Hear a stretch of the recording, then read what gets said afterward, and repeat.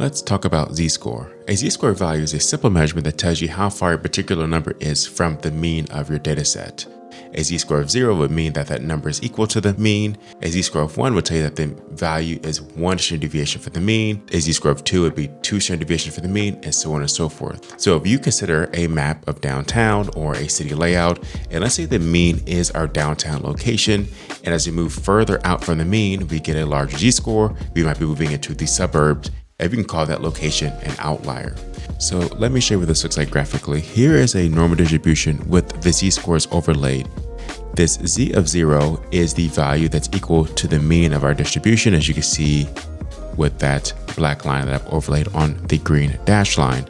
And as we move further and further out from the mean, we are approaching points that will most likely be outliers, especially as we get past a z-score value of 3. And with a tool like Python, it's really easy to compute the z-score value of numbers when we have our data set. So let me demonstrate for you. To do this analysis, we're going to use Pandas, NumPy, and SciPy stats.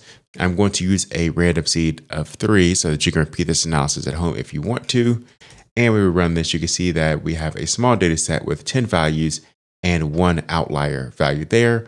And I shuffle the data just to make it look a little bit more realistic. And we have our 10 samples there. I'm going to illustrate what this looks like with a histogram. And we see that most of our values are small. And we know this to be true based on how we've designed the experiment. And we have one potentially anomalous value out here. So let's compute the z-score value. To do that, we're going to use the stats.z-score method. And then we're going to compute the z-score on our values column, and then create a new column called z-score. We're also going to add an additional column called is_outlier, where the absolute value of z-score is greater than or equal to 3. This is just a common rule of thumb, and I want to show you how this might fall apart with smaller data sets. So let's print our data set with our z-scores. I'm also going to compute the mean of our values column so that you can see the impact of this outlier. When we look at the output of this cell, we have a mean value of 23.5. So we can already see that this outlier value has shifted the mean twice our original mean, which was 10. And according to our cutoff of greater than or equal to 3, we don't have an outlier in this data set.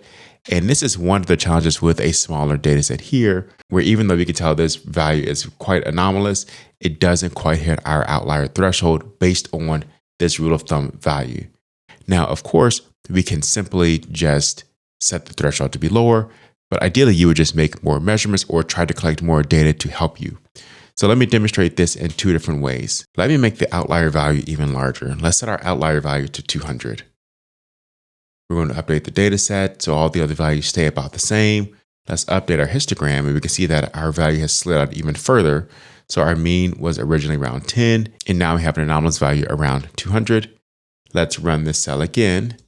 And we can see that the mean has increased to 28.5.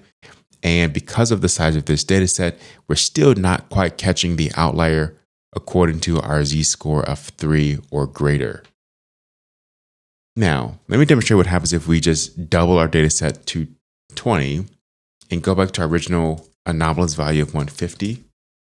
So now we have 19 values that are closer to our original data set, and we still have our anomalous value there. Let's look at this updated histogram where we have more weight down towards those lower values. And let's compute our z-score values again. And just by adding a few more values, we could see that this value at 150 is now being computed as an outlier value, where we have a z-score of 4.3. So this is 4.3 standard deviations from the mean. And our mean was a little bit less impacted now that we had more values in that lower range. The benefit of adding additional values allows for less skew from these large outliers, as well as the ability to be able to detect outliers that are even smaller. So instead of relying on a value of 150, we might be able to check outliers where we have a lot of control over our process, and even one value out of control is easier to detect. So in this video, I hope you have a better understanding of what the z-score is measuring and how easily we can do this with Python. If you have any questions, leave them in the comments below, and I'll see you in the next one. Peace.